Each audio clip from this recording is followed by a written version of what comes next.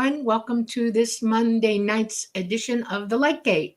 We are coming to you live from the beautiful city of New Orleans in Louisiana at the United Public Radio Network at 107.7 FM and the UFO Paranormal Radio Network at 105.3 FM. We are on Facebook, Tumblr, Roku, Rumble, sorry. I don't know why I do that. Rumble and YouTube. We have a really great guest tonight. One of my favorite people, absolutely favorite. And I just want to get the ball rolling. But before I do, real quick, we have a sponsor now, and it is Carnation. Hi, Carnation. I just want to let you all know that I can actually show you something. I love Carnation. It's absolutely, thank you for, working with our network. We are just excited about you, completely excited. Preston, ta-da, it's your turn. Thank you, Dolly. Thank you, everyone, for joining us on episode 78 of The Lightgate. I'm your host, Preston Dennett. My lovely co-host is Dolly Saffron. We're super happy to have Carnation on board. I love ripping open one of their little chocolate milk packets and getting it ready instantly. So that's awesome. Thank you very much. So awesome to see all you familiar faces and some new ones as well. And before I invite our guest on, Debz Shakti, she's a repeat guest. We had so much fun with her last time. Let me just say a quick hi to all you folks in chat. It's because of you we do this show. It's because of you my Mondays are that much brighter. So thank you guys for joining us. This should be so much fun. Let's see, who do we have here? We have Renee and a lot of emojis. Thank you, Renee. Always good to see you here. Mr. Ufologist. Yep, that's me. And we have Michael Kennedy bringing the popcorn, and Sandra from Northwest Virginia. Hopefully survived the hurricane with no big troubles. Yikes. We have Thirsty. Hello, Thirsty. Awesome to see you here. Scarlet Fire. Yes, Virginia, there are UFOs. And Santa Claus. I believe in Santa Claus, by the way. I think he was a real guy. Okay, who else do we have? We have Real Badger. We have Teresa Lavigne. Hi. Chris James. And who else do we have here tonight? Hi. Nice crowd. We got Mr. Catfish. I love being here with you guys. Oh, we love that you're here with us. So thank you for joining us, Mr. Catfish. And Scuba Maru, can always count on you. Thank you. And we have Sunny Burnett, always the fun part of Monday. Awesome. And the lovely Susan Alloway, who worked directly with our guest, Debz, and is a chapter, the longest chapter in my book, Humanoids and High Strangeness. Love you, Susan. Glad to hear you're doing so well. That's awesome. I love it when great things happen. Okay, we have Bambi Dudley. You are my lifeline to what seems to be reality. Best, Bambi. Oh, thank you, Bambi. That's so nice of you to say. And we have Scarlet Fire. Did I already bring you up? I think I may have, but it's worth a second. Okay, we also have Olivia. Looking forward to tonight's discussion. And Louise. Hello, Louise. And Jay Kirschman, hi from Virginia. Oh, we've got a nice big Virginia crowd. Absolutely. Cool. Oh, namaste. What can I say? But thank you. I love you. You're awesome. It's just great to see you here every week supporting the show. Thank you, thank you, thank you. That's amazing. And Bob Thorson, also regular contributor, regular viewer. Thank you, Bob. I really appreciate you sharing your amazing UFO sighting with me. It was a good one. So thank you for everything. Peak. Oh, happy Monday, everyone. Big smiley face. And the Rooster's Crow. Looking forward to the woo. We'll bring it. We'll bring the woo. And of course, Debz Shakti is here in chat too. She is our guest tonight. And oh, love you back, Debz, from Susan. Okay, we have Jay Kirschman, we have Jim, we have Rat Food, we have Tina Ginger all the way from Michigan. Very active in terms of UFO activity. We have Catherine Jones, we have Ruth Kleiber, we have Donna Kaiser. What's coming is a space event. Our future is going to be interesting, I think. Charlie Hilbrandt, hello from Chicago, hometown, Hey. by the way. The Windy How are City. you doing? Yeah. Hector Gonzalez, hello from Queens. Susan, I love Carnation. Yes, they are a good company. We are very grateful. Who else do we got here? We have Johnny J2B from Knoxville, Tennessee. Very nice. And we're not too far from you. Janie Mashburn. Hey, Janie. And we have Leah. Gosh, nice big crowd. Hello, Leah. So awesome to see y'all here. John Schaefer's and T-Bone and Kitty Boom. Doris the chicken. Hi. Leah, this makes Monday evening interesting, which can be a challenge because Monday, Monday blues. Who else we got here? We have Mountain Dan and Richard Minnick and Freckled Jules. And I better get started real soon. CT Guitar Guy. Hello. Oh, Patsy Foister. Hello. Hello. And she's saying hi to Real Badger. Ted Langwale. Hi from Long Island, New York. Scooter Hooter. I love these names you guys have. Thank you for joining us, Scooter Hooter. We have the Equestrian Sheik, all the way from Pennsylvania. Very awesome. Cool. Yeah. We have Joseph A. and Jessica. Hello. Okay. Hello. I think it's time to just get this show on the road, because I know our guest has lots to share. So excited to have Debz Shakti back on the Lightgate. She was on a previous episode. It did very well. We had so much fun. We talked all about all kinds of things. Debz has a lot to share. But for those of you who haven't heard of her, I don't know where you've been, but let me tell you a little bit about her. I've got her bio right here. She has a very impressive bio. She's an experiencer. She does QHT, quantum hypnosis. She's a podcaster, channeler, researcher, producer, an accomplished psychic, and author. I mean, she does it all. She worked with John Yost doing the film Alien Abduction Answers. John Yost has also been on this channel. Rest in peace, John. We love you. We know you're having fun there on the other side. So let me see. What else can I tell you about our guest? She offers many services beyond just quantum hypnotherapy. She's an open channel. She works with ET contactees. She does paranormal experience counseling, which is something that I think is badly needed. Energy alchemy, psychic readings. She hosts a long-standing local CE5 contact and consciousness group and is an active member of several international CE5 contact teams. Very important work. She leads retreats and researches the infinite nature of consciousness. That's a good word, infinite. She is, again, the associate producer of the award-winning film, Alien Abduction Answers. I don't often promote UFO documentaries, but this is a good one. The experiencers get a voice in this one. So if you haven't checked it out, definitely check it out. And let's see what else we have here. Debz has many decades of professional service working with this special population of experiencers, as well as with people from all walks of life who are seeking self-discovery and clarity about the nature of consciousness.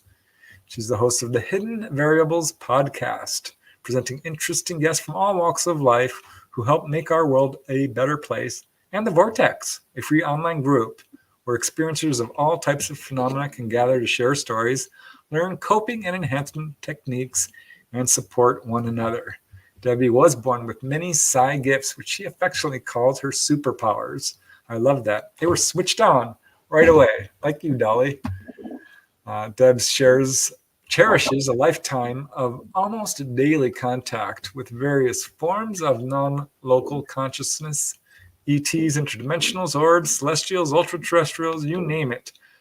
She has always perceived and been able to live and work multidimensionally, and channels the ultra-wise group entity known as the Star Teachers, as well as other highly advanced beings. Goodness gracious, Debz, I can go on. You are amazing. She works with many types of energy healing modalities, is a lifelong yogi and yoga, breathwork, meditation, mantra teacher. Anne is also a competitive athlete, a former national champion martial artist. That is so cool, Debz. You're just the coolest. Debz Shakti loves everyone. She knows love is the answer. Our planet and everything that makes up life. She is doing her best to work her purpose and dharma to assist as many people as possible to become consciously balanced and sustained in self-awareness. And most of all, to be, capital, share and teach love, all capital letters. You, of course, can find out more about Deb's work in the links posted in the show comments.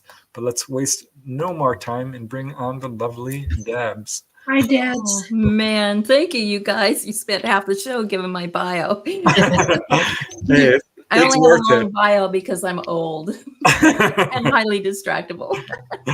And highly accomplished, too. Thank you. So you have something coming up. We want to mention that several times. I thought we may as well start it in the beginning because it sounds like an important and I'm super excited. My bestie, Melissa Kane, who owns a resort up in northern Wisconsin where we hold a lot of our contact retreats and our other contact modality retreats, has put together a beautiful, for the very first time, Contact Modalities Expo that's going to be May 2nd through the 4th of 2025, coming right up. Cool. And it's going to be in Delavan, Wisconsin, which is really close to Chicago, Madison, a lot of the big hubs where it's really like easy to get to. This beautiful lake resort. And we have so many great people. I feel so humbled to be on the same podium as these people. Jimmy Church is going to be our host, and we have Chris Bledsoe. Oh, wow. We have Paula Harris. Nice. We're going to have Gary Osborne coming on, and Kimberly Porth, one of my other besties, who is like the CE5 queen. She's also a lifelong yogi too, and a yoga teacher. And so we work together very closely in our contact work, which kind of blends some of those ancient techniques. And we get people to use them to have a really great form of contact, along with regular CE5 protocols. And there's just a plethora of other guests coming, but it is going to be fantastic. And the tickets are going to go on sale on November 1st. So anybody who comes to any of my social media pages or my website or anything, you'll be able to get that information. But I highly encourage you guys to come. I'm going to be doing, at least for now, we're pretty sure I'm going to be doing on stage for the very first time a quantum hypnosis session with a surprise guest. And we will see what happens. Up till now, in over 40 years, I have never allowed even one person in the room during my sessions. But I was told that time is over. It's time to get this work out more to the public and get people more involved. So I'm going to be doing that. And then I will probably also be doing another separate event where I'm going to be doing a gallery where I channel the star teachers and people can get involved that way and interact. So, and who knows what else. We'll be doing Skywatch. We're doing all kinds of things. So it's going to be so much fun. How cool. How lucky you are to be able to do this kind of work. I am the luckiest person on the planet, I think. And I'm so grateful. I just, the older I get, the more exciting things are. It's a crazy world, but we have all of this stuff happening now where people are actually really excited about it. And it's not something you have to kind of whisper to somebody over here. And, so people don't think you're cuckoo crazy. It's mainstream stuff. And we're really excited to be presenting all of these great people. So very cool. I just have to say, I love your background. Oh, thank you. Very beautiful. I created that myself. So thank you very much. I love it. It reminds me of infinity. Yeah. It's a kind of my interpretation, or one of them, of the quantum field, which is, my favorite playground. So cool. Well, I know we've got lots to talk about, and we had you on earlier on a previous episode where we talked about a lot of your own experiences. But for people who are joining here the first time, I'm wondering if you could just tell a little bit about yourself and how you got to where you are today, and just lead us into what you want to talk about. Sure. First, I want to say thanks to everybody who's donating the super chat. Susan just did. Yeah, Thanks a lot. Anyway, like my bio said, I was born this way. I came in being able to perceive and interact with, the different dimensional aspects of consciousness. And so, ETs, what people call spirits, ghosts, fairies, angels, all of that. And I didn't, and other forms of human life on other frequencies too. And I didn't know that you were supposed to, that was that we're in a separate box. So that was kind of interesting. And little kid being even a toddler, my parents just thought I was really creative and smart, but they thought it was cute until I went to parochial school, and then that was not cute. That had to be squelched. And so I grew up kind of conflicted because it wasn't an accepted thing to, talk about these other entities. I also have always had the ability to perceive and work with energy. And so even when I was a little kid, people would bring like a sick puppy or have me sit with their grandma or someone and, just hold them or talk to them, hold their hands, and they would feel better. So I've always been an energy worker.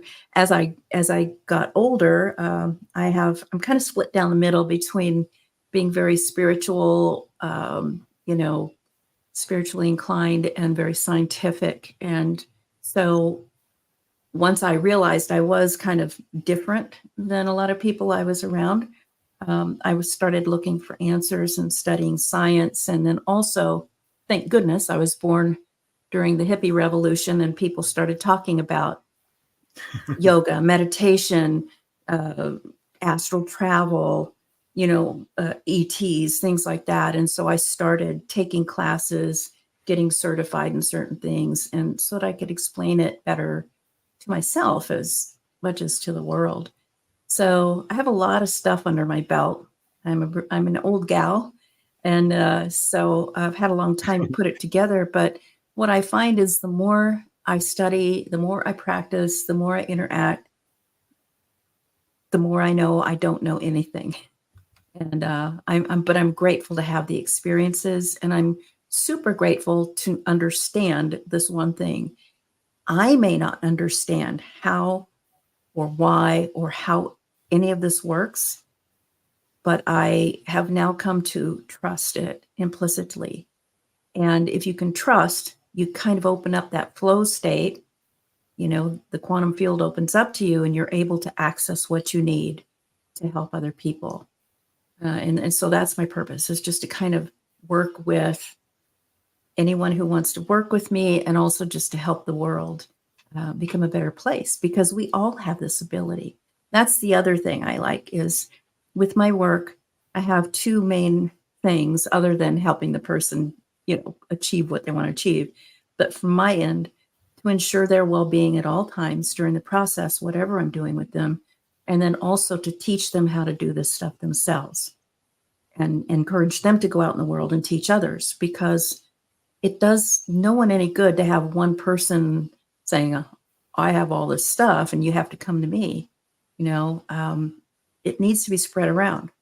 The forms of consciousness that are my best friends have given me these things and shared it with me. And now, it's time for me to share with the rest of the world and to spread it around the world, because the world needs these things. This is it's the new ancient future technology, let's just say. Yeah. Well, like I like to tell people, we are all an integral part of this universe. We have all the power of the universe within us.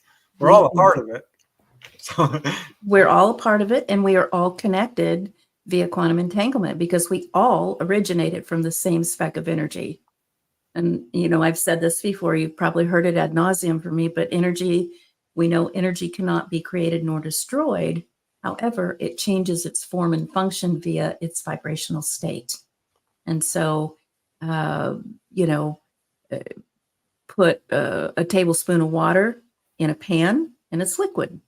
Put that water in an ice cube tray, put it in the freezer. It slows down the molecules. It's still H2O, but it becomes a solid because its vibrational state has slowed down molecularly due to the cold.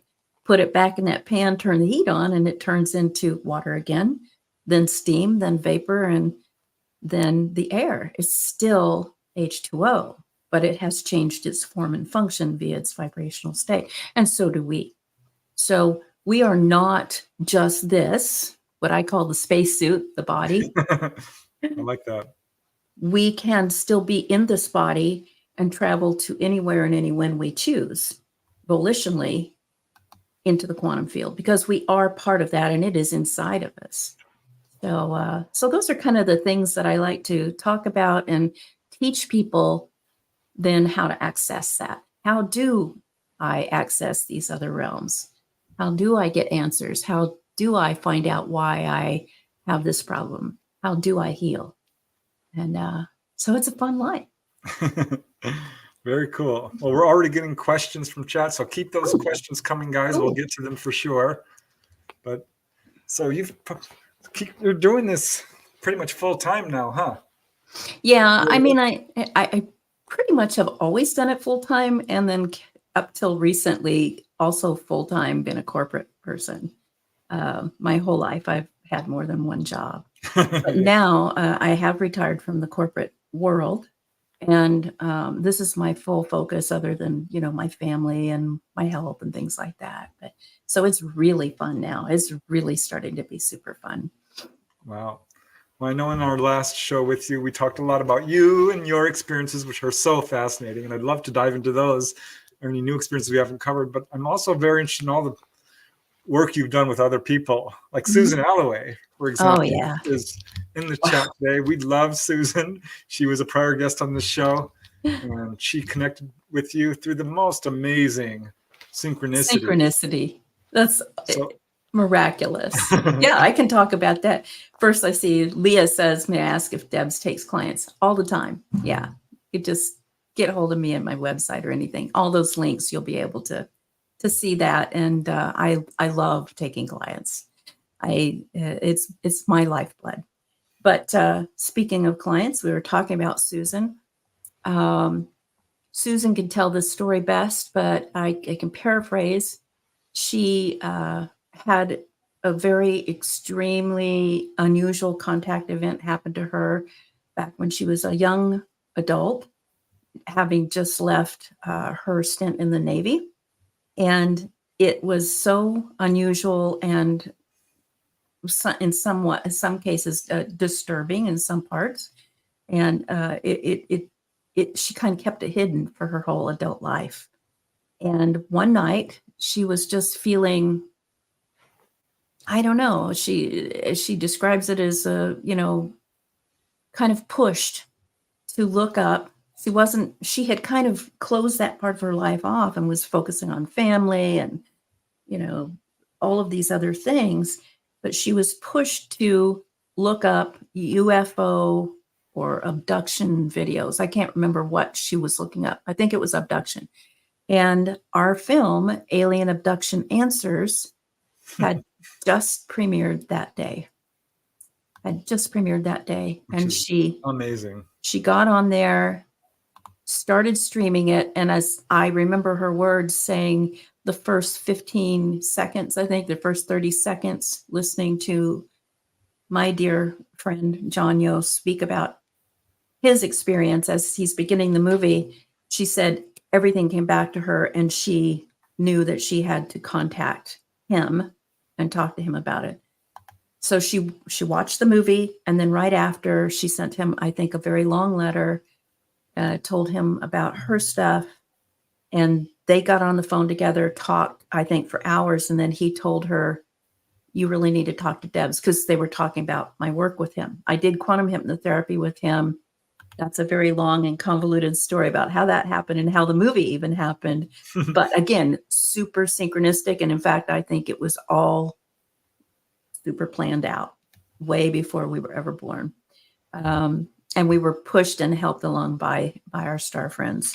But anyway, she got hold of me and I heard her story and I was just like, wow, I love, yum, yum, yum, yum, yum. Let's get to work. And we did. And it was incredible because she had a lot of missing pieces, a lot of lost time, a lot of missing memories. And in the first session, she recovered a lot of that and a lot of healing and balancing. And then, all the good stuff started happening. But now, thanks to people like you, Preston, and California MUFON State Director Earl Gray and Richard Bosniak, the investigator, she's a pretty famous person now. Not that she wants fame, but she wanted clarity and she wanted resolution. She wanted closure about this and she wanted to understand it. And what's happened in her search for all this is she has helped, I don't know how many thousands of people also recognize I have had the same type of thing happen and I need to find out how to open up that Pandora's box because it's actually a very good thing to do. Yeah, So, it kind of gives me chills when I think of all the synchronicities involved with just Susan, because her coming together with me, her case becoming the case of the year for MUFON. That's right. Just recently announced. I Wow. mean, in a year's time, this explosion of activity happened for her. And because of that, now it has exponentially started exploding outward and affecting so many, probably hundreds of thousands of people. So I'm so grateful for her bravery and so grateful to you for encouraging her to tell her story because she's a very, she's a person who was very private up till recently. So Yeah, as most awesome contactees are. Yeah. But I have to say her session, like John's, they're all amazing, but hers was so unique and just so full of information that was so unusual. It was just a delight. Still is. So what is the whole process like when you do quantum hypnotherapy? Well, if a person hasn't worked with me, we do a special thing where it's about 4.5 to 5 hours for the first one, the initial one. And I do it that way because, again, I try to teach them certain processes to allow themselves to access the quantum field easily. Breath work, sound technology, meditation. And so there's homework ahead of the time that they practice. They have to fill out a very comprehensive questionnaire as well, because that questionnaire, we work for at least the first 2 hours of that session going over. And that really helps to build rapport and trust. And it also helps me to kind of ahead of the game sync up with what's going to happen in that quantum field. And then we take a little break and then we do a little mini version of that practice that I gave them to practice, which really it helps to clear and balance their chakric system, their energy centers. It also helps to clarify and activate the pineal gland, which is what I like to call the cosmic satellite dish. We literally are able to channel any version of ourselves, of which there are infinite versions, from the quantum field once we have that open channel.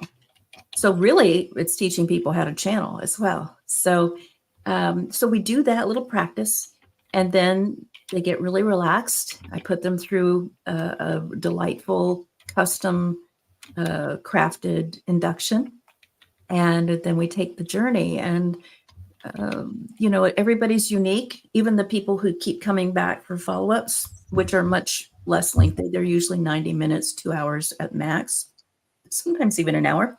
Pardon me. And but we go through. For most people, we go through 2 or 3 what you might call past lives. I just call them alternate life realities because there is no past, present, or future. It's just all right now, right? And we start to get information from these because they're like little jigsaw pieces for the puzzle. And then we go to the higher self and ask permission to talk to the higher self. And that's where everything gets tied together. because that's at the top of the food chain, if you will. You can call it God, divine source, cosmic mind, whatever you want to call it. But that higher self has all the access to everything easily and can explain it. So it usually ties together everything that they experienced in that session. And by the way, those people are they're in the deepest state of theta/gamma brainwaves state. So they are almost asleep, but they're super focused and they are able to talk. So they narrate everything. They tell me everything, and I will ask questions, and they'll talk about it, either first person or third person. When we get to the higher self, it's usually in the third person. It's very authoritative. The whole demeanor of the body even changes usually, and it will speak with a great amount of direct authority and tell why that person visited those lives, what that means to why they're here today in the session, for whatever reason they're there, what their intent was. And then if there's any healing needed, if there's any what I call prescriptions needed as far as advice of things to do, encouragement, next steps, all of that, that's given then. And then sometimes I will even ask more questions than what the person wrote down. And I usually ask if there's a message for the world, and there always is. And what's cool is that higher self, no matter who I'm talking to in session, it's always the same person. It's like always the one. And it will add to what was said in the session before, even though these people have never seen each other, never known each other. And so there's messages that get put together over time for the world that are, even in bits and pieces, are very, very important and impactful. But now what we're getting is kind of a more complete message for the world, and it's incredible. And then we eventually let them go.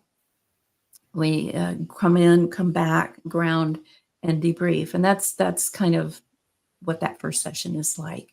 However, it's different for everybody. And lately, people will come to the session and they may skip all that other past life stuff and just go to the higher self. And wow, that is some rowdy stuff. I mean, they might start talking technology. They might start talking philosophy, things that these people have no education or even interest in. And it will just start spewing forth all this information. And a lot of it we've been able to validate or contact scientists and say, do you know anything about this? And they're like, well, that's what we're working on right now. But that sounds like a piece that we might want to get, that it might give them a different direction where they're going. So it's been really interesting. It's a fascinating thing. Very cool. Yeah. All right. So what are some of other interesting cases that you've worked on in terms of, talking to people and uncovering their stories? Oh yeah. Oh my God. I don't even know where to start. I mean, just in the last week, I've spoken to a person. We've gone through a session where she's a female in this life, but in one of her most impactful lives, she was what we would call an extraterrestrial, or really an interdimensional. Everybody's interdimensional, but that focus is not a physical being, but who can manifest a physical expression if they want, who literally goes around creating universes like a mastermind, and the process by which that is facilitated. I mean, it was very technical, but very almost whimsical. It was incredible, and it's all about using light and sound. So I found that very interesting, because we think about, a lot of the ancient sacred texts, whether it's Christian or some of the Hindu texts or the yogic texts or the Buddhist texts, they all start out, I'm paraphrasing, but in the beginning was the word.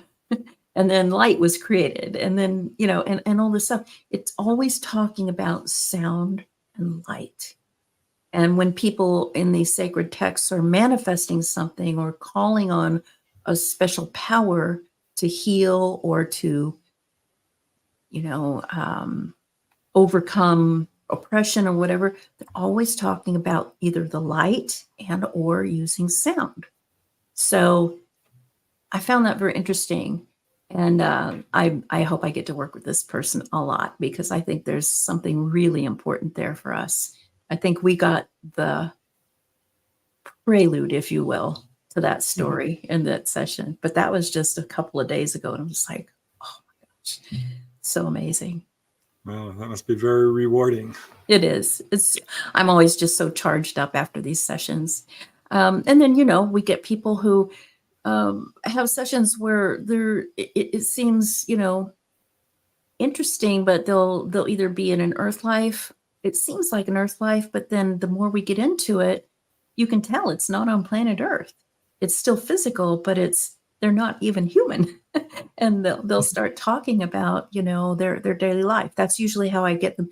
The more they talk, the more they verbalize, the deeper they go, and the more their perceptive window opens, which is really cool. So, I've had many people just start out, and it sounds like, they're having a mundane kind of past life memory, talking about, living in a hut in the woods and, what kind of trees there are and all of that.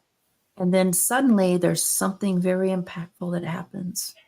And it's important to that person, especially, and especially important to what's happening to that person in this life right now. So,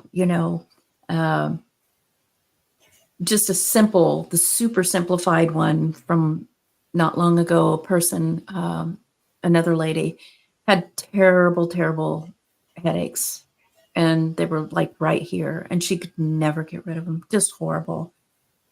She immediately was, went in, and her very first alternate life experience, she was a warrior, a primitive warrior, and was fighting some sort of altercation with another tribe. They had weapons, and she was hit in the head with like what we might call a hatchet or a hand axe, and was killed. And she went through the whole thing. She described it. And of course, in this process, they don't feel pain. They don't experience, the emotions. They're reporting. They're like a reporter narrating. But she said, that here it came, and she said, I knew that this was my death moment, and the hatchet struck her in the brain and stuck there. And she said, and I'm leaving my body, and I'm looking down, and oh, that looks so strange. That hatchet, that axe is sticking out of my head, and everybody's stunned. Even the person who killed her is stunned. And then they go through that passing away experience, which is some of the most rewarding moments of the session, because to a person, after all these years, no one has ever not had a beautiful death. And when we describe it as a beautiful death, then they realize there is no death, that it's the opening of another experience, and it's beautiful. And I'm going to cry because it's so emotional, and the energy is so high when we go through that part. And often they will put that together when we talk to the higher self, if it's not super apparent. That one was really apparent. Hey, you have headaches now because you're still kind of attached to the trauma of that, that death where you were hatcheted to death. And once they see it, once they perceive it and narrate it, the energy dissipates, and they no longer are attached to that ailment or that disease or that pain or that suffering. It's a beautiful way to heal. So. Wow. Yeah, I've had, it's funny when it comes to past lives and recall, I've had a few of that out of body experience. I know Dolly has as well. Mm-hmm. And it goes right to the death scene in so many of the cases. It's like, what the heck? Yeah. Well, it's because your higher self knows what you need. That's the best prescriptor. That's the best healer. Conversely, I have people, they'll go really deep, and then I'll say, well, what are you aware of? What do you sense? Nothing. It's black. I'm not there, I guess. I'm not doing it right. I'm like, yeah, you're in. I'm not going to always tell. And then I say, just keep telling me about it. What does that feel like to be in? Are you disappointed? Are you angry? No, I'm in blackness. It feels kind of comfortable to just be in blackness. I can't remember the last time I didn't have a lot of stimulus, and they start talking about it. And then before long, we finally get to the meat of the answer is either they're in the womb, which becomes apparent pretty quickly because they hear heartbeat or they feel movement or they start to have the birth experience, or they're in the place between lives, in the void. They might even be the singularity before everything decided to express as all of this. And that is always a really fantastic experience to have them go through. So I always tell people who just say, oh, I can't see anything, I just see black. I'm like, oh, well, you must be a really masterful soul to be able to get there that quick, because that takes a long time for some people. But we always go there at some point. So, wow. Dolly, do you have any questions? No, I'm listening. I'm enjoying this. oh, I'll let you know if I come up with something. Yeah, I know. Okay. All Okay. right. I mean, anything I would comment at, there was a point I want to let Deb talk. So.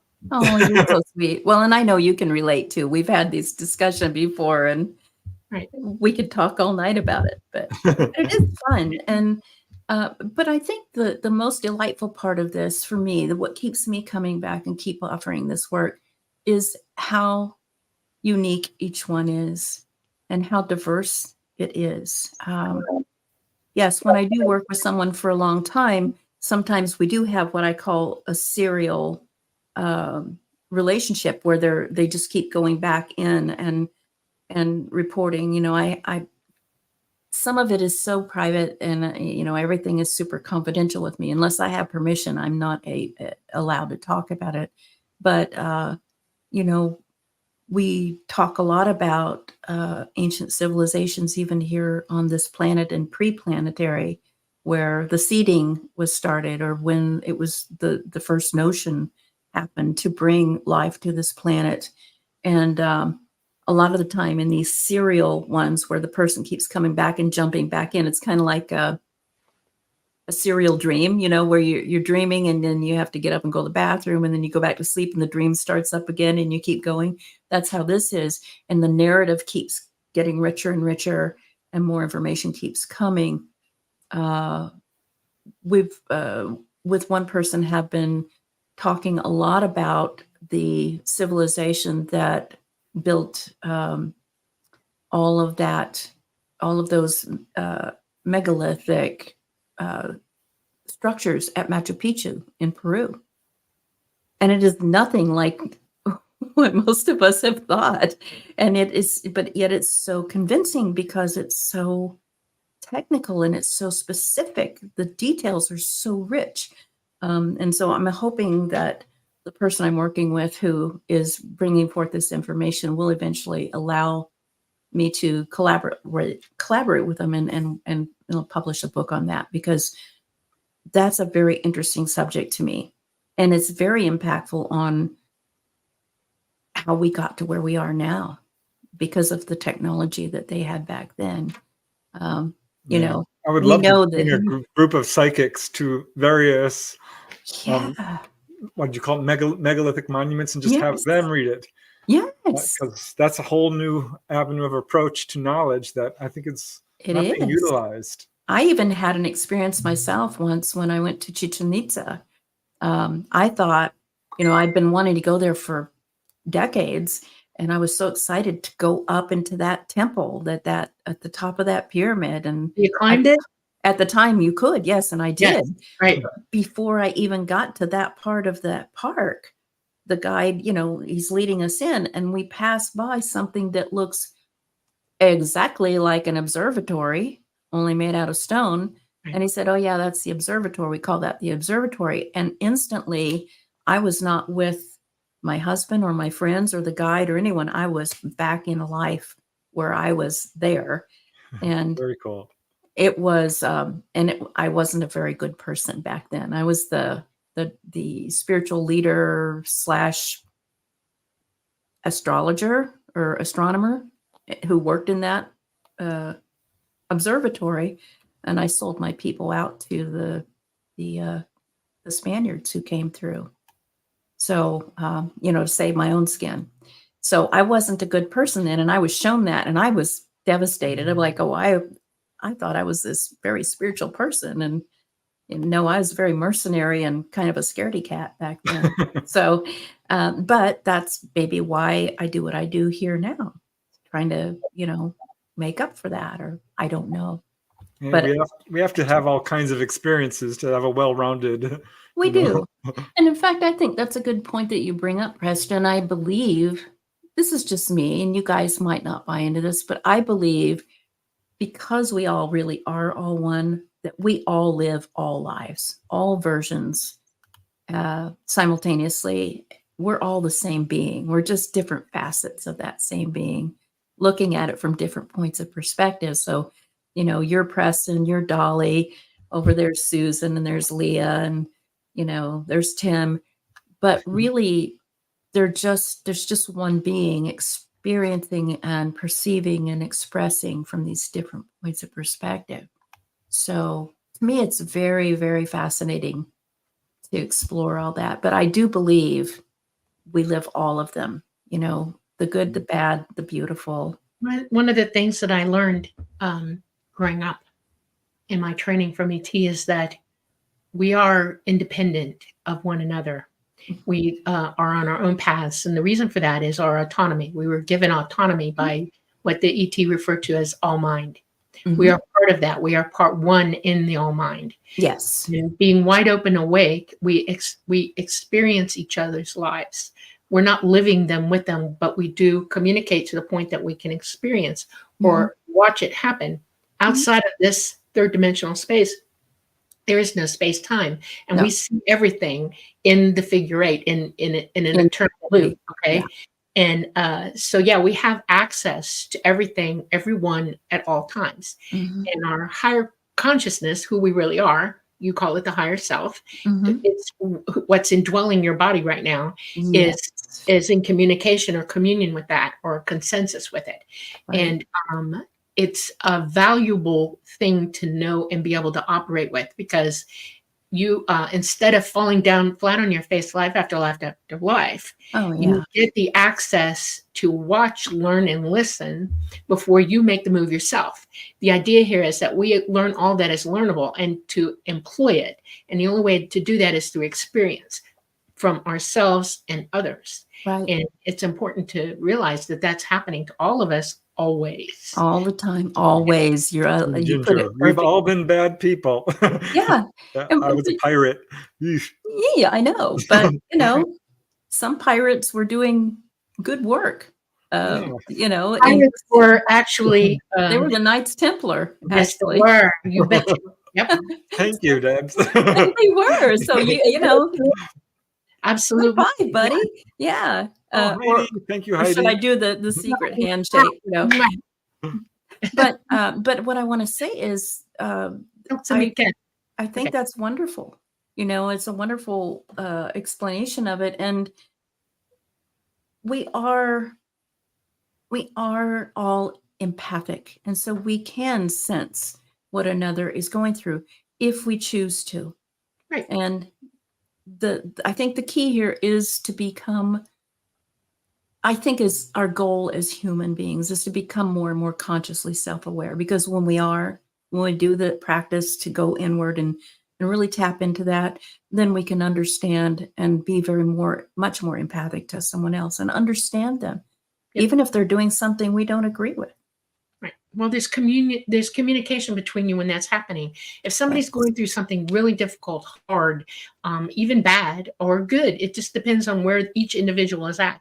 And if you're empathic enough to experience that with them, there's a thing called help, service to one another. Okay. Yes. And that's what we're supposed to be employing here on this planet in this time, is helping one another to that to that point. And you can't do that if you don't stick yourself in with them No. and go there, you know? You have to walk in their shoes. Right. You can't tell somebody anything until you walk them all in their shoes, literally walk them all in their shoes. And by the time you do that, you realize, okay, yeah, Maybe I understand. you got to stand back for a minute and go, okay, let's think about this, you know, Yeah. and try to work it out together, you know, and that's where it happens. That's where the real good happens. And Working that's together, you know. that's the key. Oh, look at the cat is sitting there I watching the know show. the cat has been there for so long. So Trixie. cute. Yeah. But what I want to say is the word is coherence. It's part of the title of the book that I'm hopefully finishing by the end of the year. It has a really long title right now. It may change because it's a mouthful, but it's called Contact, Consciousness, and Coherence, the message of the Nice. Star Teachers. And so they bring all of that stuff in to an explanation of how bringing those concepts of contact, for instance, in my case, contact, quantum hypnosis, channeling energy together to make positive and beneficial contact with advanced levels of consciousness, which is us, Mhm. you know? So I tell people, you know, I laughingly call this body my spacesuit. And the operating system is this tiny little flash drive called brain. Mm. And the software is your intelligence. It's a small piece of your consciousness, but not a lot of that information is on board. But we Yeah, have well, access to, Yeah. we have access, complete access to the cloud, which is the quantum field or the higher self. That's Your- where all information lies. we have to work on getting our pineal glands to operate properly. Yep. It And is that's the a number one big part of my transmitter work. and receiver in your body, and Yep. it's part of our equipment as a human being. Yeah. And your brain, the computer by which you physically govern this life that you're going through, is only as good as the consciousness that's operating it. Exactly. When you're in utero, your consciousness is already teaching you because that connection is wide open. You come out almost understanding any language that you're being taught by your Yeah. mother in utero. And You're cognizant of many things. They've learned that babies understand 1,000% more than they realized. Mhm. They're just not operating the system yet completely. They're wiring it up. Yeah. When we're very young, our consciousness is wide open, talking to us all the time, and our children see and hear everything. They're they're little spiritual babies, you know, Buddha babies. Yeah. And which Preston's got a niece, great niece, that's a Buddha baby. You know, she has all in the it. ones coming in She's so now are cute. yes. There's And a picture of her. She's like 1 year old, and she's yes, like, oh, so she's precious. yeah, it's Yeah. so cute. I did that with my own two children.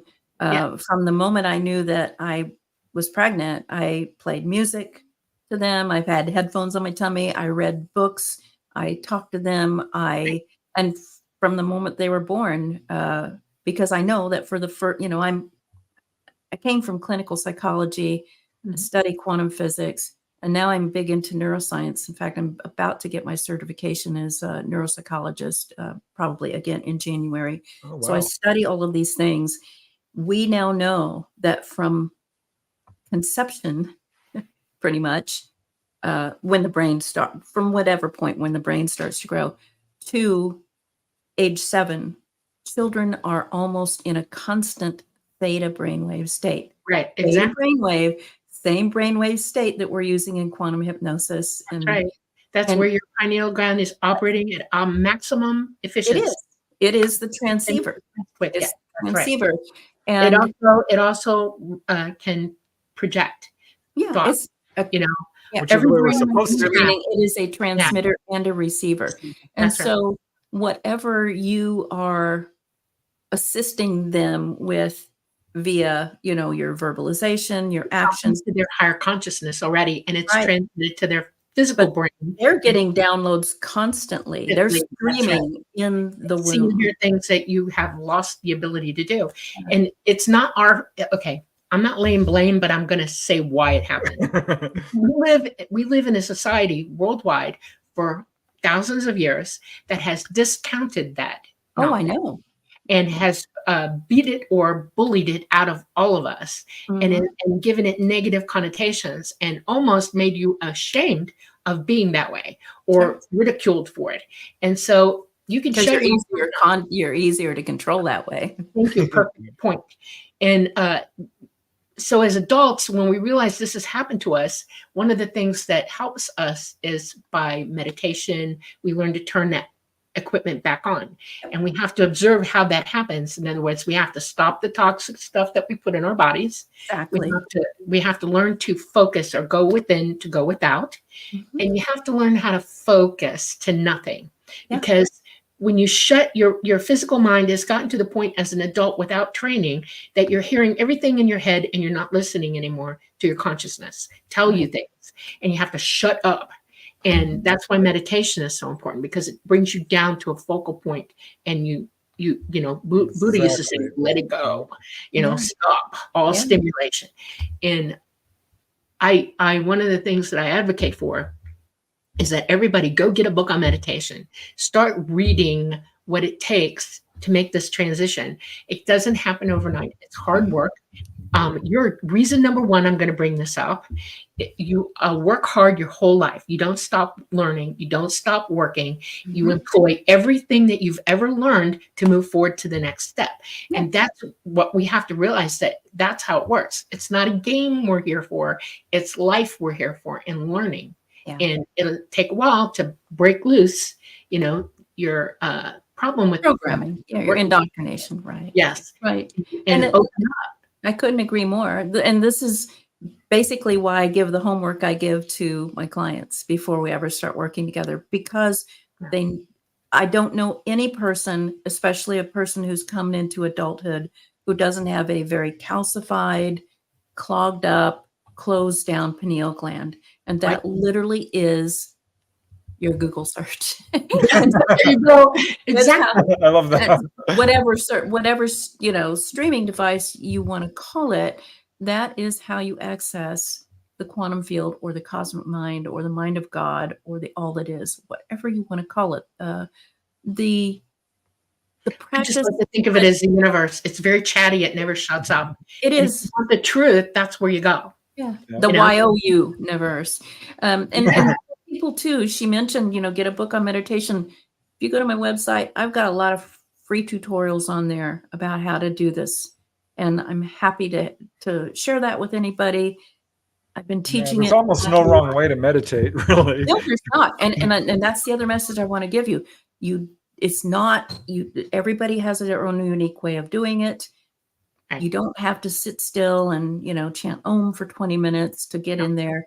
Everybody has a different way, and it morphs over your lifetime. I've been practicing since I was little, and the way I get into that deep state, it's just the most beautiful state. The bliss state is completely different than when I first learned when I was a child, and definitely different than when I was 21, and definitely different than when I was 35. And so, but if you want help, there is free help out there. There are tons of great books, ancient books, modern books. But if you want some quick tutorials on how to experience it, even a little bit, hit me up or go to my website. You'll get it. I mean, you can do sound meditation. You can do color meditation. All kinds. We do have to take a quick station ID. Yes. But I do have a question I want to ask you at some point about, helping people who are having paranormal experiences. I would love it. Because I don't think we ever covered that. No, can't wait. And oh my gosh, the questions in chat are amazing. So I definitely want to. Let's get to those too. Okay.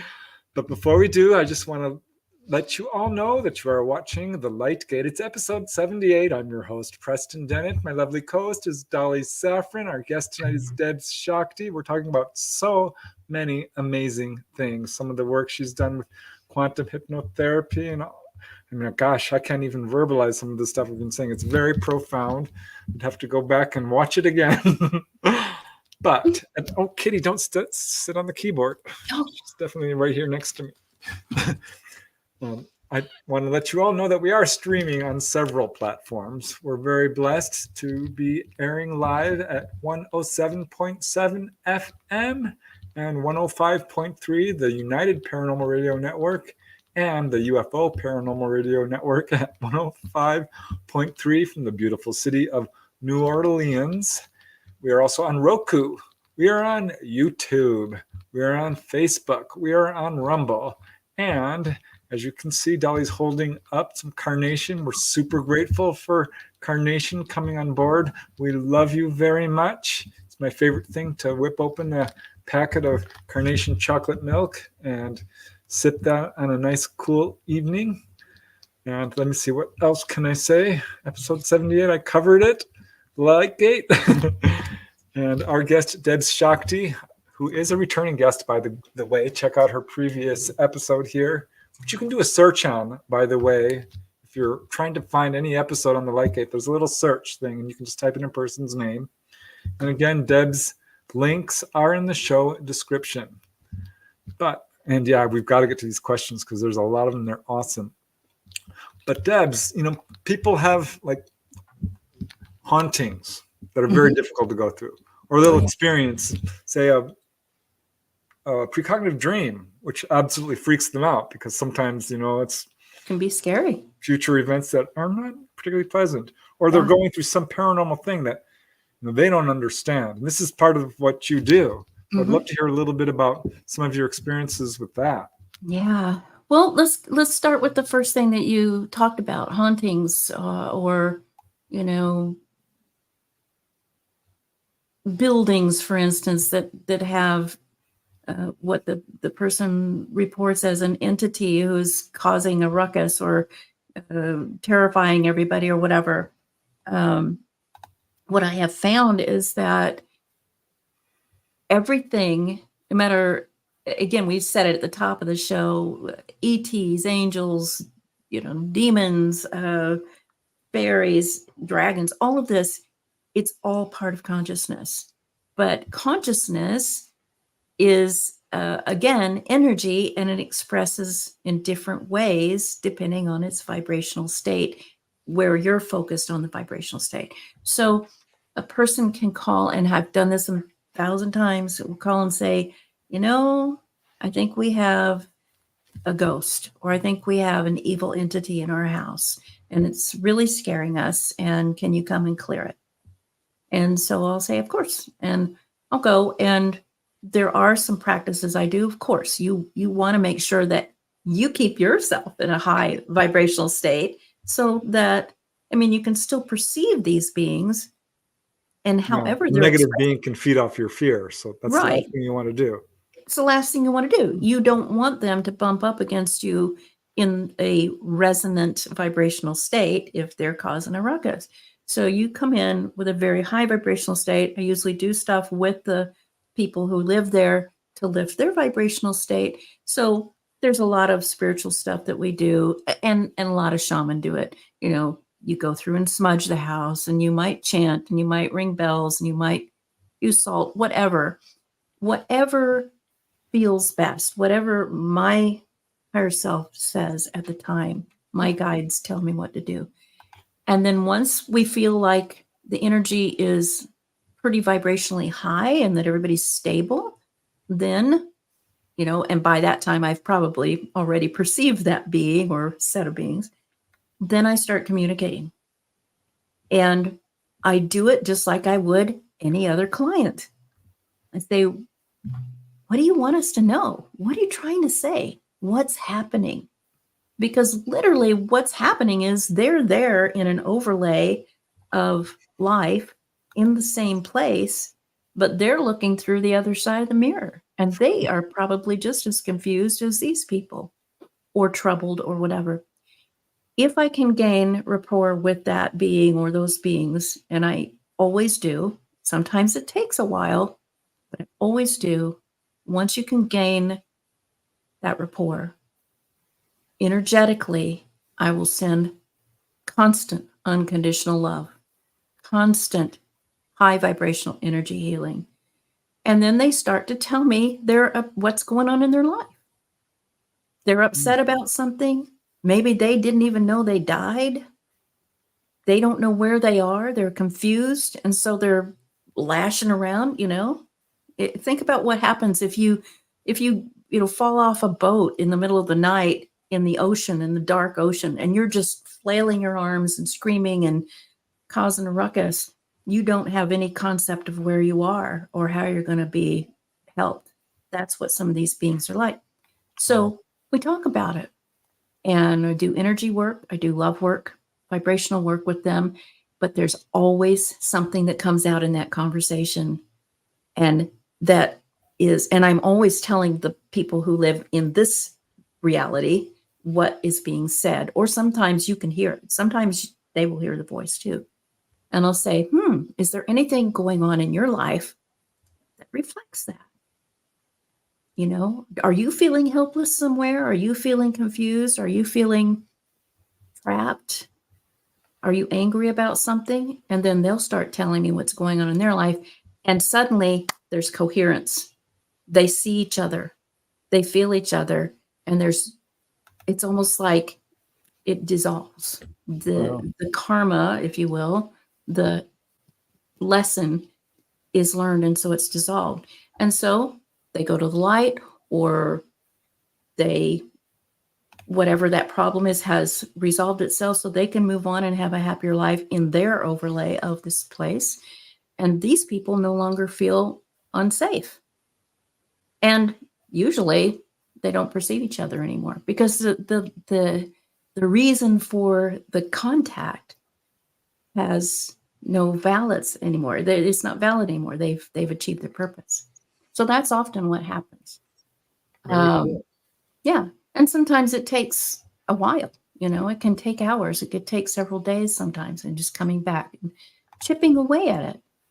But there's always a message for the human people in that house or that building from the other humans or entities or whatever. Anyway, that's kind of how I work that. Now, a lot of time when people see what they are calling ghosts, they're just seeing, it's all versions of you, I believe. Maybe you don't buy into that, but quantum science kind of tells us that. And the ancient yogic texts and other texts also say that's true.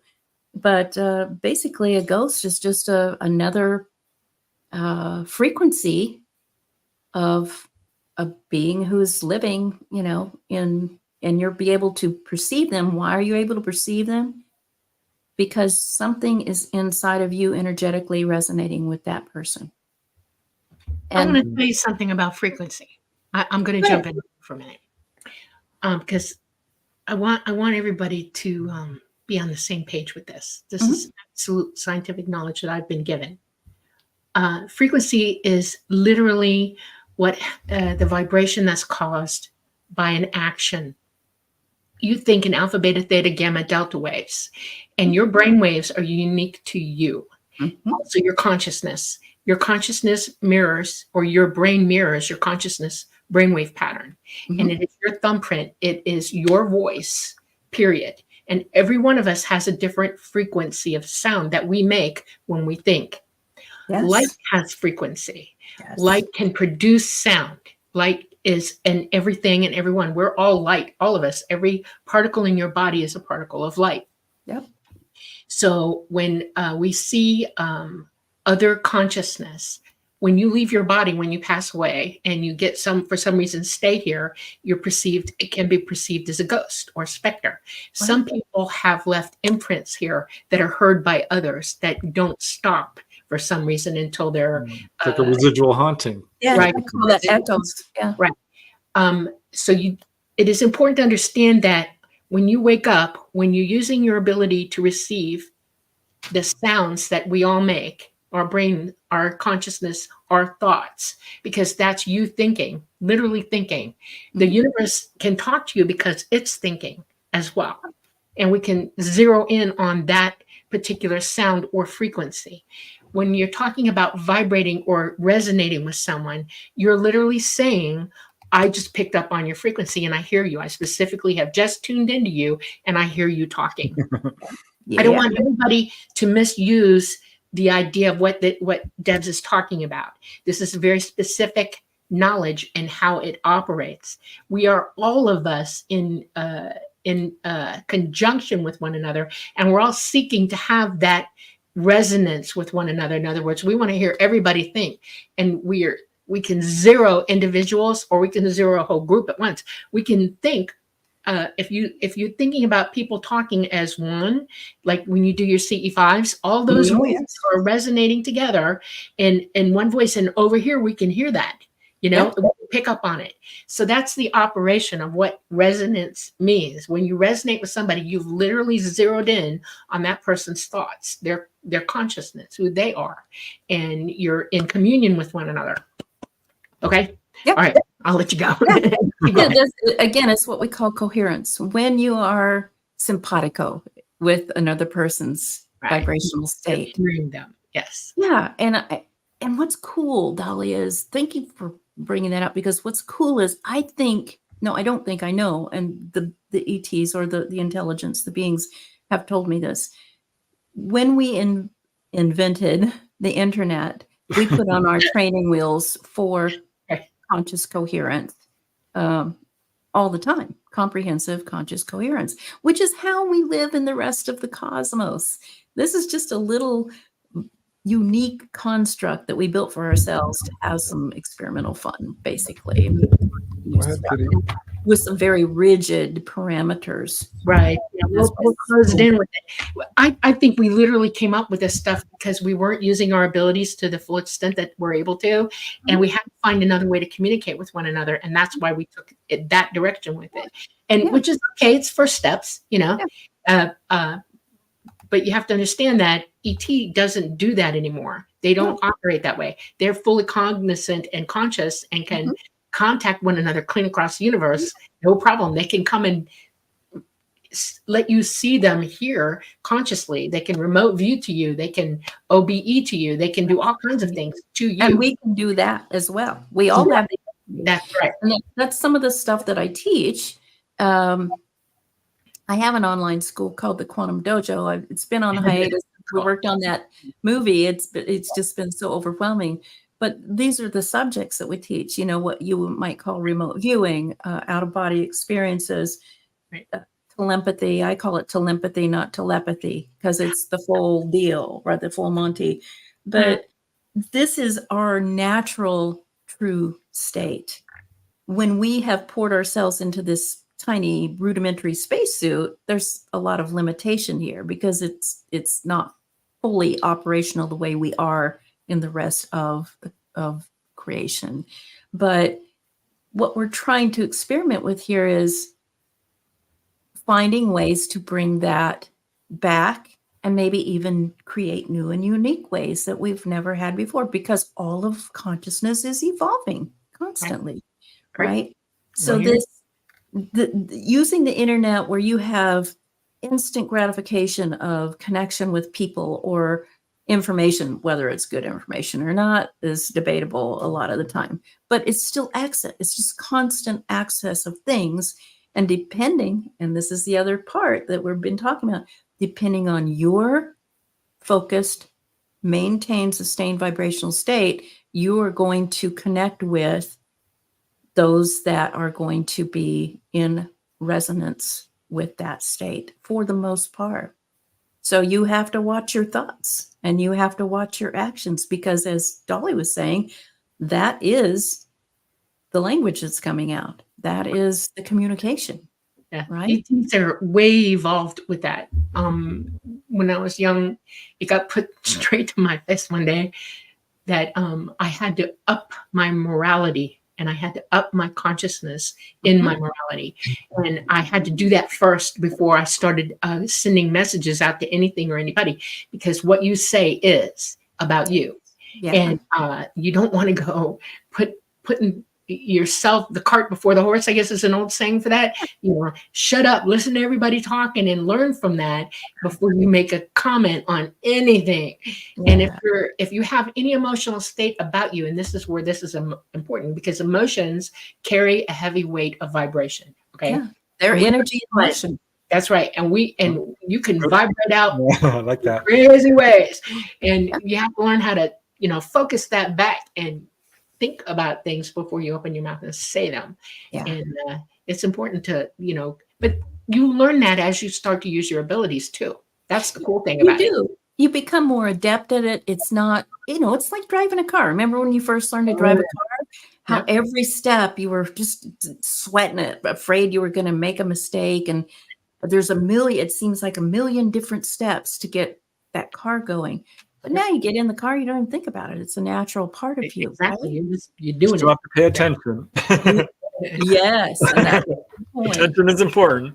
Yeah. So what do you think, guys? Can we get to the comments or the Yeah. questions? Because, I love oh that. my gosh, there's a lot and there's some really good ones. Go to it.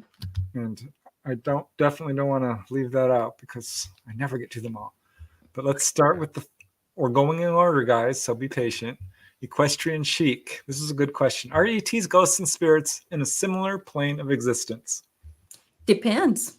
It depends on what your vibrational state is as to who you are perceiving, I think, and interacting with. But there are ghosts and ETs in every frequency.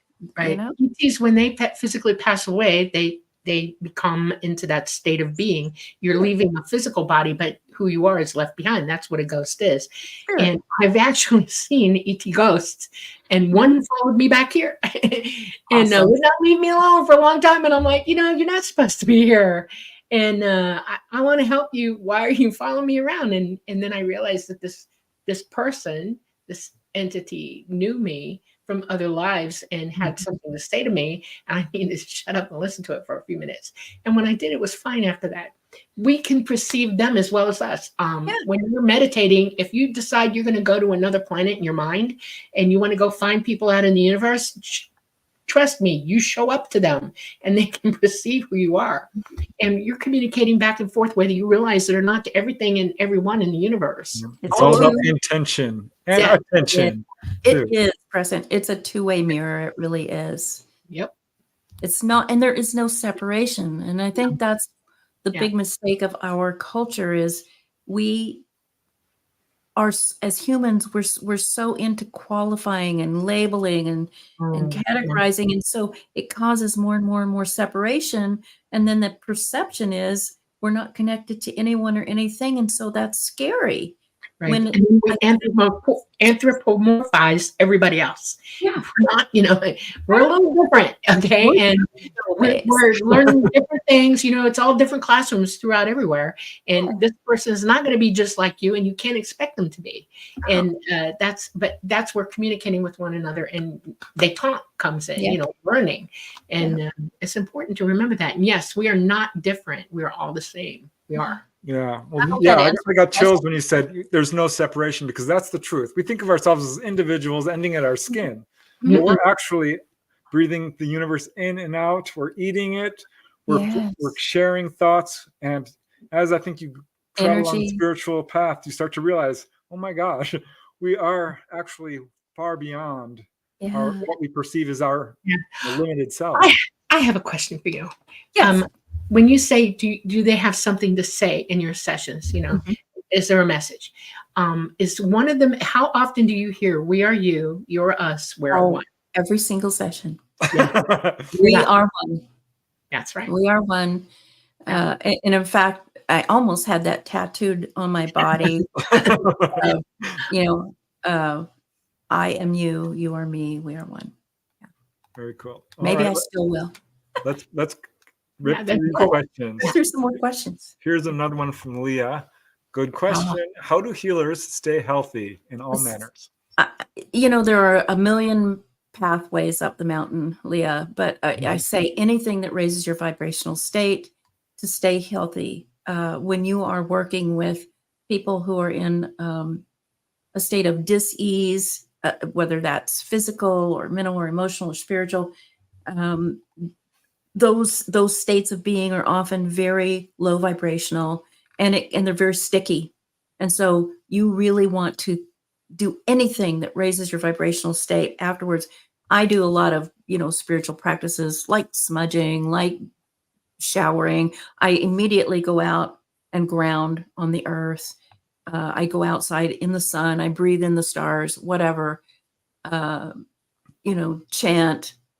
breath work, all of that, but really doing anything that makes you feel happy, loving, connected to the goodness of life. You could watch a comedy movie and cleanse from a very laughter is so important. Laughter is very healing. So there are many ways, just raising your vibrational state, whatever brings you into a state of feeling lighthearted, loving, wanting to be of service to others. That's being empathetic can be a lead sword. Yes, it really can be. And it's very important to cleanse from that. So okay.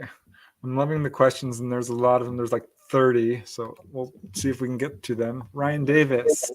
So, do you think times exist simultaneously in different realities, or are we in the only timeline? There are in my view, infinite timelines, infinite versions of you in infinite universes. And each one is somewhat unique to very unique to this one. It's just one point. This life that you call your life is one point of perspective in an infinitely faceted, perfect holographic jewel that is all of life. And so what you call a timeline is just kind of the human way of describing the chronology of events, if you will, in this reality. But they're infinite realities and infinite versions of you living them. Now, here's the kicker. Every time you make a choice between two or more things, you create more universes and more versions of you living out the choices you didn't choose. How's that for a mind bender? You choose to eat a Twinkie or an apple. You decide, I'm going to eat the Twinkie. You put the apple down. Well, you created another universe where the person chose the apple, and they go off and live their life that way, and it just ripples out. So the way I look at it is the universe is infinite. So we're going to have the opportunity to have every kind of experience we're ever going to want to have. Exactly. Yeah. So there isn't just one timeline, but you may be focusing on just one timeline. That's what we've been programmed to do in this reality anyway, because it's easier to control us when we're stuck in one little rut, right? Okay. Let's see. Here is a... Not sure if I fully understand this question, but let's see. I asked to see my soulmate in a crowded ashram during a meditation. Siddha Yoga and Sawa Gray approached my face and looked into my eyes inches away. Opened my eyes and gone. Can I reconnect? Yes. Go back to what you were doing and feel it and bring all the sensory input that you had then back into the sensory experience that you're having now. In other words, how did it smell? What were the colors, the textures, the sounds? How did your body feel? What did your skin feel like? Any kind of sensory input you can bring back from that experience. What were your emotions? How did they make you feel? Not just emotionally, but how did your body feel from them? And with a very concise intent to have that connection again, go into meditation, bring that information in, and with practice, you'll reconnect. Very cool. Yeah, I think we have all the power of the universe within us. I said it earlier. So you can absolutely do what you want. We do. Okay. Leah, she got another question in early. Can you tell what happened when someone can't find an explanation for an event in this life? I think we kind of put too much emphasis on trying to label things, have explanations. Ultimately, it's the experience that's important, right? It goes beyond that. It's how you react. It is your reaction to the stimulus. In other words, if you have something come out of left field at you, stand back for a minute, breathe it in, think about it, let it happen. If it's simple, just experience it before you react, because it's how you react that tells why this happened. How you respond. And it could be karmic coming at you, and karma is trying to get you to flow through into that and exactly learn the lesson. So, I like that. All right. More questions. Here's a good one from CT Guitar Guy. I have a question. What does Debz say to people who think hypnosis isn't ideal due to suggestibility in leading the client, even if the hypnotist is the best and well-meaning? Right. Well, there are people out there who purposefully or inadvertently do lead people, but I will be very, very clear here. You cannot be hypnotized to do, say, or feel anything or experience anything that you would not choose to do outside of the hypnotherapy session. So a real professional hones their skills so that they do not lead someone. But people are only suggestible to a certain point. It's a very superficial form of suggestibility. You have to, somewhere inside of you, resonate with what that suggestion is, or it will not stick. Yeah. And that's why I tell, back in the early days, people wanted to come to me to stop smoking, for instance. And I'd be like, well, how do you feel about it? Why do you want to stop smoking? Oh, my doctor says I have to stop. How do you feel about it? I love smoking. I don't want to give it up. Like, it won't work. Right, exactly right. Until you really, really want to, it won't work. And I can give you all the suggestions in the world, and it might make you stop for a couple of days, but something else will make you start because you still have something in there that you're trying to figure out. So. There is one aspect of this that I want to bring up. There are people who are suggestively open to the nth degree. Mm-hmm. And when you get somebody like that in your presence, and most hypnotists know this, there's an agreeable moment where you're working with your client where you give them an out for anything that is signaling to them, this is not something I've experienced. And it gives them the immediate, no, not happening to me, did not happen. And that they have free will, autonomy during this session to the point that anything you might say, if it hasn't happened, they're not suggestible to the point that they'll agree with it and make something up. Exactly. And I think this is what people are afraid of. And I have unfortunately met people who will take advantage of others this way. They are not reasonable, reliable hypnotists. And it's up to the person looking for one to remember these things when they're going to look for somebody who's comfortable, because the number one priority of any hypnotist who knows their stuff is that you are 100% safe, that anything you're going through is a safe space for you. No matter how or what was going on, what you're trying to remember or do, you're still in a safe place and you have a way to escape it in an instant. Wake up. And that's the important thing to know. So that's part of the progression of the session in my work. And remember what I said earlier, my number one priority is the person's constant well-being when they're in my presence and beyond. And so I would never, ever consciously do anything, but I'm also very assured now, after all of these decades of working with people, that I could not make someone do something or experience something that, in a suggestible state that they would not normally agree to in the first place. Now, I have conversations with people a lot, and I don't want to go into this. This could be a whole show, but I have worked with many people who have been in mind control programs, have been victims of the deep state, a lot of Montauk children, things like that. And they're like, I know that, I've worked with veterans who said I was in a mind control program and they made me do awful things that I would never do. And I said, you wouldn't do it as a conscious human being walk around, except that and I always ask them, why did you join the service? Well, because it's my patriotic duty. I wanted to, whatever the reason, it's always a good reason. Why did you become a cop? Because I want to help people. Whatever that main reason was the underpinning for them accepting a suggestion to do something that they later on felt bad about. Yeah, we Yeah, choose our experiences. it also involves the deep state or my or whatever.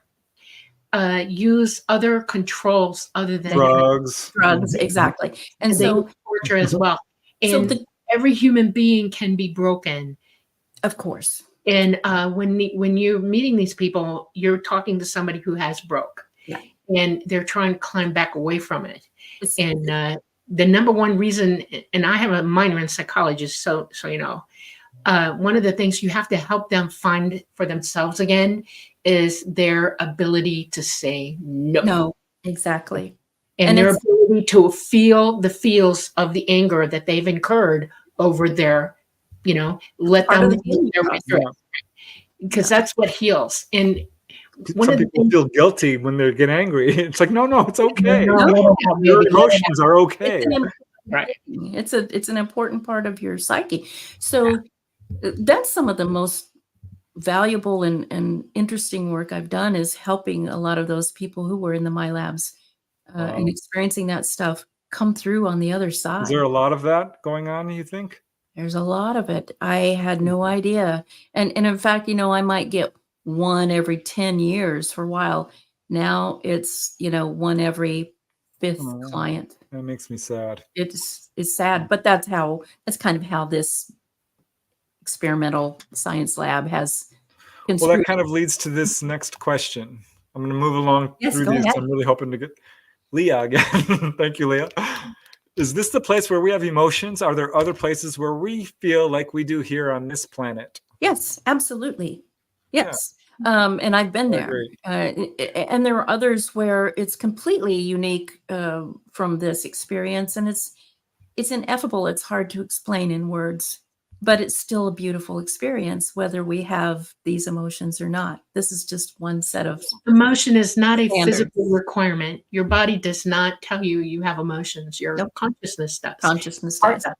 And it has nothing to do with being physical at all. You're a being, and Yeah. you experience the entire range of everything. And we are given that here physically as well. Our bodies cry, they weep, they feel pain. It's all part of the understanding of how we learn, and we're employing these things that we're learning from our consciousness. Right. It Consciousness, becomes more higher and higher honed, if you will, the more exactly. advanced the Yeah. beings are.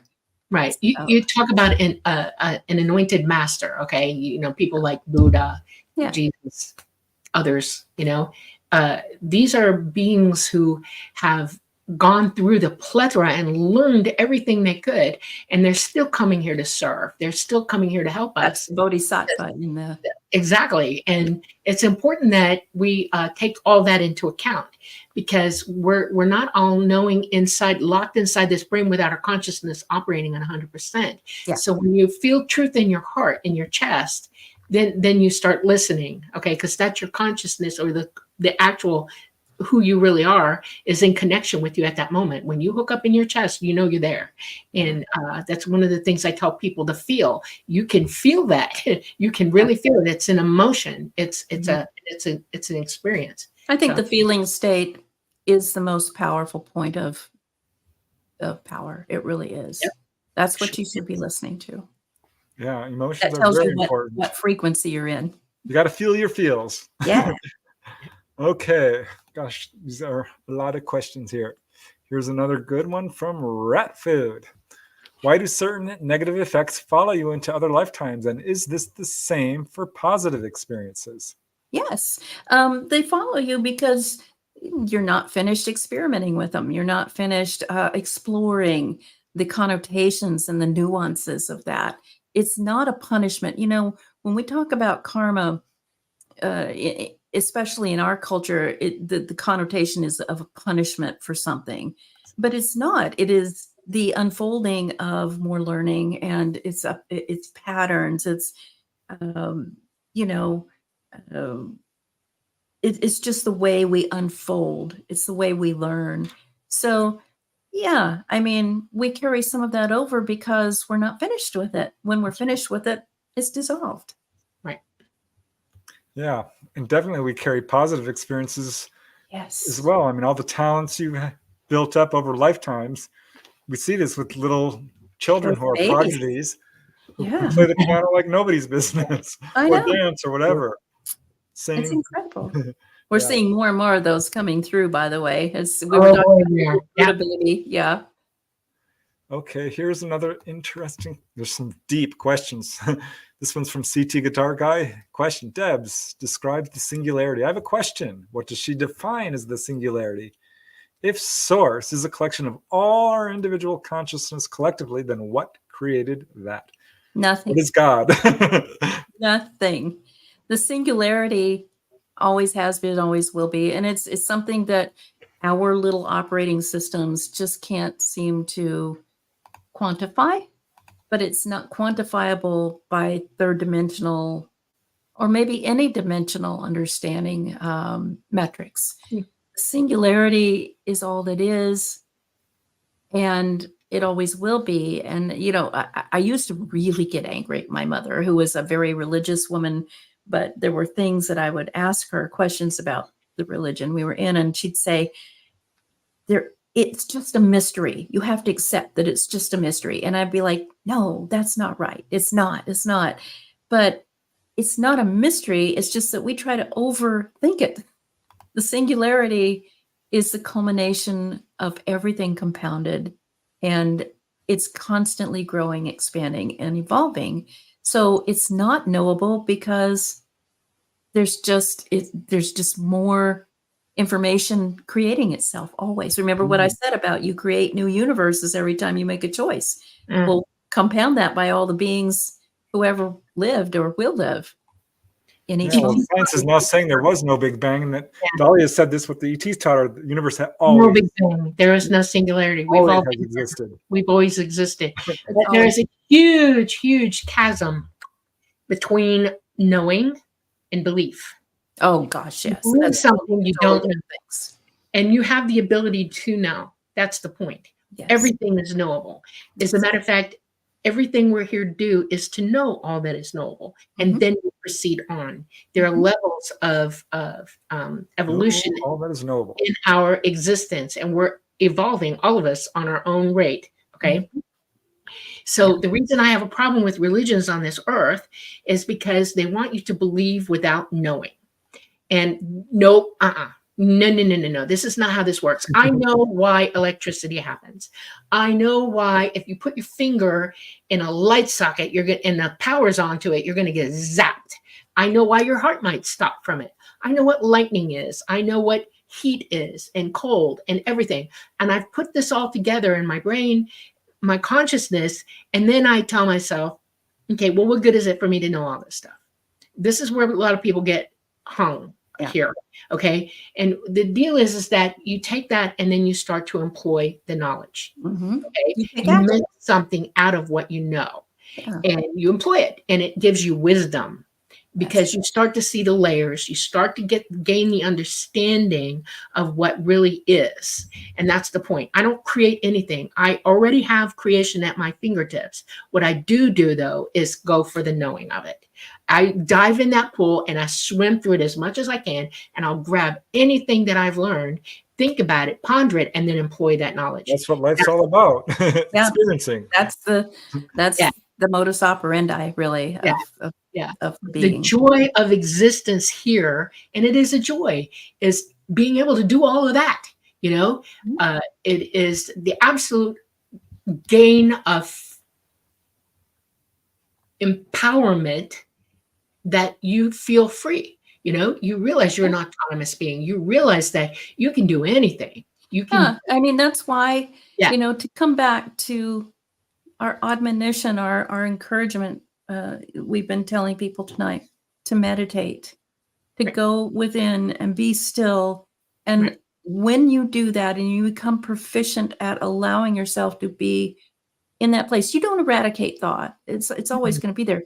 But there's that split second moment, that nanosecond, when you get this, I call it the drop of nectar. Mm-hmm. And it is Manna. It is manna. That's the definition of manna. It's that drop of nectar that comes through the pineal gland, and it affects everything in your consciousness here, connects you to the consciousness, and you know that you are not alone. You know that you are all that is. Exactly. You know that nothing can harm you. And in that split second, you receive all the nourishment and encouragement and empowerment you need. Sometimes it lasts me for days. Right. But the more you do it, Can you erase all those negative emotions, Nothing. depression or anger or greed or all Yeah, of you that? start to realize that you are now beginning to heal yourself. That it yes. doesn't take somebody else to do it. You have had the power all along. Yeah. It's like Dorothy, the Wizard of Oz. Yeah. You know, you're wearing those ruby slippers. Use I'm them. loving this show, you guys. This is an awesome show. Okay, I'm moving on to the next question. We're not going to get to all of them, guys. I'm so sorry. Are serial dreams normal? I actually look forward to them. Oh, I want to jump in here real quick. Go, Preston. Yes, they're normal and they're very important. Dreams have Yeah. so much to teach us. And when you're having a serial dream, it's coming to you hard because there's a lesson there. Yeah, it's Yeah. very important. And that's another subject that I cover in the Quantum Dojo a lot, or teach privately, is dream science, dream technology. Super important. And it's a very, very cool path to what you might call enlightenment, or greater understanding. But if you're having serial dreams, Alfred, I encourage you to pay attention to them, journal them, meditate on them, and practice having them. Because if you start to get excited about it, you literally can tell yourself while you're in it, I have to remember to keep going with this. And you will. Yeah. Ask a question after the next one. Sit down and literally think about what that dream said to you. And then ask the question, what am I supposed to learn about this? Give me the next clue, and you'll go to it the next time. What does I this love them symbolize? too. He says, I actually look forward to them. Me too. Me too. They're great. Okay. Gosh, so many questions. I'm going to try. Misinformation. Nice name. I like I that. love it. Question. Does our lineage and actual ancestors play into our past lives, or are they connected? Yeah. I mean, yes, they're interwoven. We are embodying, again, this physical body, this spacesuit, and it is entangled with our cosmic memory, with Right. with our energetic memory. It's not just physical DNA and the genomes that make that up. It is also the energy, and the lineages aren't just physical. I always love this when I'm doing channeling with the star teachers. The big question is, well, where did I come from? What civilization am I from? And their All of them. answer is always the same. The Yeah. one, Yeah. the all of them. source. We all Yeah. come from the same place. When But you- if you want to know the direct connection to the body that you're inhabiting right now, then they'll go into a little bit more specifics, but they say that's not, it's immaterial to even worry about it. But it's fascinating. Humans want to quantify things. So Yeah. Well, I like naming things too. It's fun. Okay. Michael Kennedy, question. Can you speak of your most rewarding CE5 experience? Wow. A CE5 for me is, close encounters of the fifth kind. That's human initiated contact, usually exercised in a group gathering.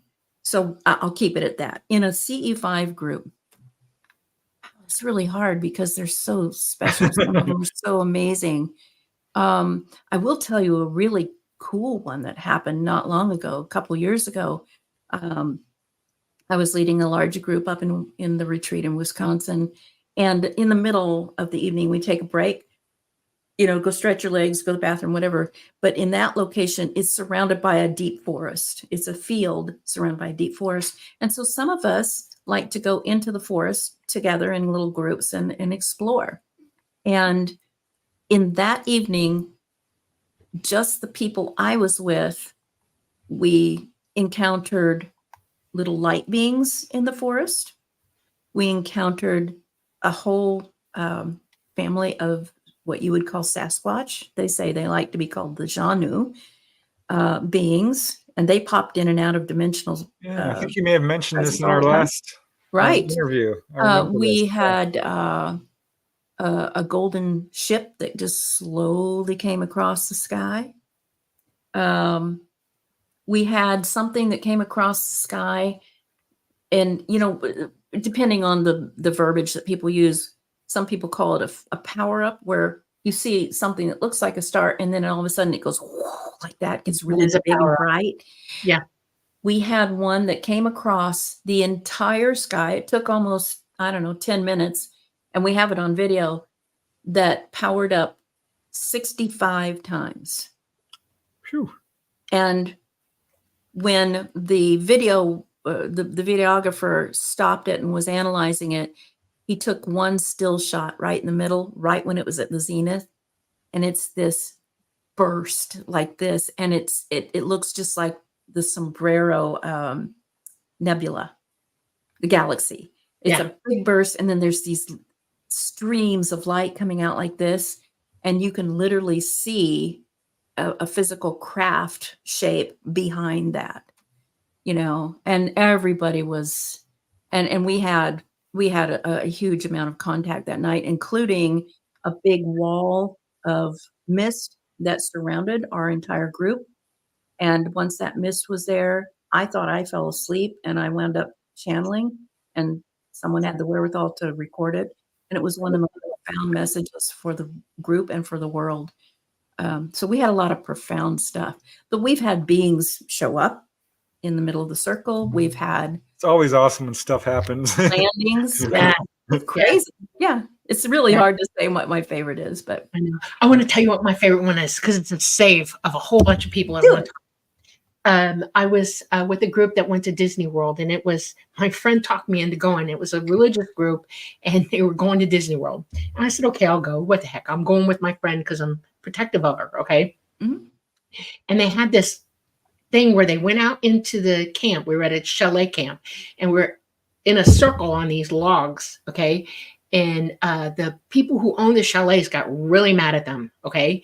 And, you know, in Florida, they have mosquito foggers, and they brought the mosquito foggers out, and they started to come in to fog us out. And I'm sitting there and I'm thinking, oh, this is not good. I don't want to breathe this stuff. And I knew my contact was above our heads. And I said, can you help us? And the answer was a giant burst of wind came right down through the middle of us. love it. Blew it out.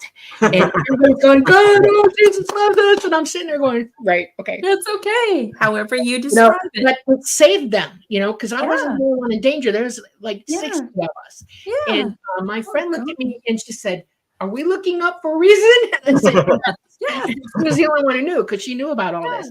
And Yeah. I was like, that was a great day for me. I mean, it was a great day. I've never had him actually physically good affect one. anything around me like that. And I he did. can't tell you how many we've had where we go out and set up, and it is absolute pea soup cloud cover and, you know, miserable. And when we get into the group coherence with these processes, and we don't even say get rid of the clouds. We just say we want to have undeniable contact. We'll go into the meditation at the end of that practice. And when we open our eyes, there's a huge circle above us with the star field. Everything else is still super cloudy, but I can't tell you how many times that's happened. Oh. And then, you know, there they are. They show up. So, hi, puppy. That's Dad. Oh my Who's that goodness, girl? it's a big guy, a big Sure, person. her, just girl. like the Yeah. girl. 145 pounds. I Yeah, was just thinking of her because she usually likes to come when the show's wrapping up. And I'm like, mine yeah. does too. He always wants to come in, but he's got an injury, so he can't come in tonight. But he's Well, we've as only big got as a few more minutes left, but this question is important, and I know we've covered it, but Damon is asking, how do we decalcify our pineal gland? There are lots of practices. There are physical practices and there are spiritual practices, and they're both equally important. Number one, get off of any fluoride. You know, if you're drinking city water or, you know, tap water that's been bottled and says it's Try special to water, put a filter on your house. you if have you're breathing. yes, and the even just fluoride showering and here. everything. Exactly. Some Eat of the healthy, exercise. sunlight, get earth contact, you know, go dig in the dirt. Organic foods. And then some of the spiritual practices that I was mentioning before, you know, yoga, tai chi, qigong, breath work, definitely. You have to practice using it. And you do have to practice using it, because it literally breaks that up and dissolves it, not just physically, but, you know, in the other frequencies. And again, I can't remember who just asked that question, but if you want to go to my website and look under tutorials, and you will see a tutorial for some of those I might processes. start a run on this, but I want to give you a clue about something. Tibetan singing bowls. Oh yeah, A minor, E minor. Get either one or both. And I've got a whole set right here behind me in my room. The vibration of it helps break up the calcium Mhm. in your pineal gland. It's a gland, it's part of your Yes. endocrine system. And that vibration, that's what the Om is, by the way. Om. Sound That's technologies, what Yeah. mantra is. And it can help bust that up. Once you get off the fluoride and everything like that, and you start drinking properly and eating properly, you can help break up the calcium in that gland. It So really it's like works. if you have kidney stones, they use sound to burst the stone. Ultrasound, yeah. Well, that's calcium that's calcified inside your kidneys into a stone. You can use those vibrations as well for your pineal gland. Absolutely. Very cool. Well, I think we're pretty much at the end of the show. Oh I man. tried to answer as many questions as we could.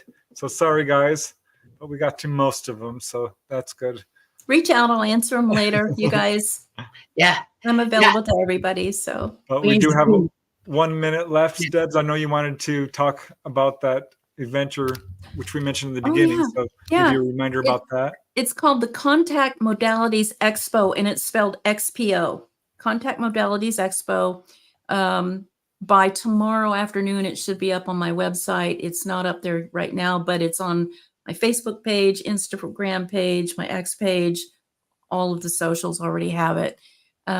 May 2nd through 4th in Delavan, Wisconsin. It's kind of south central Wisconsin, a beautiful location where we will be doing stuff during the daytime with Jimmy Church, Chris Bledsoe, Scott Walter, Haley Ramsey, myself, Kimberly Porth, Gary Osborne, Jimmy Church, all kinds of great speakers and presenters and lots of interactive classes and stuff. And just a beautiful place. And I hope you'll join us. It's going to be so fun. And I would love to see all of you there. Very cool. Thank you. Thanks, Debz. Thank This you, was awesome guys. show. It was so much fun. I always am sad because they're like, where did the time go? Well, we're bringing you back, so don't hang up, because when we go, we're gonna rebook. Okay. Thanks, Dolly. All Okay. right. And thanks First- to everybody. I love you all. And again, if you have questions, just hit me up. Yeah. Okay. Yeah. Yeah, Again, the thanks. contact notes are Yeah. the links are in the contact notes Yay. or the Thanks. contact or the show description. Right. Contact. Okay, I just want to give a shout out to all you guys in chat. You've been lovely Oh, tonight. Thank you, thanks to all of you. Namaste, and Bob Yeah. Thorson. All you guys have donated Mhm. so generously. Susan and Leah, you guys are amazing. T-Bone, Wow. Heidi, we love you so much. JS, it means a lot. Thank you. Okay. Well, this is ending this episode of the Lightgate. I'm so thankful, Debbie, that you came. It is important that you come back, and we will work that out. We came to you live from the beautiful city of New Orleans tonight at the United Public Radio Network at 107.7 FM and the UFO Paranormal Radio Network at 105.3 FM. We're on Facebook. We're on Roku. We are on Rumble. Yes, I got it right this time. And and YouTube. Thank you. And I have word issues. And thank you, Carnation, for coming to our network and helping us out. We love you very much. We love everybody who came tonight and everybody else. Namaste. And we'll see you next Monday. Bye-bye. Much love. Thank you.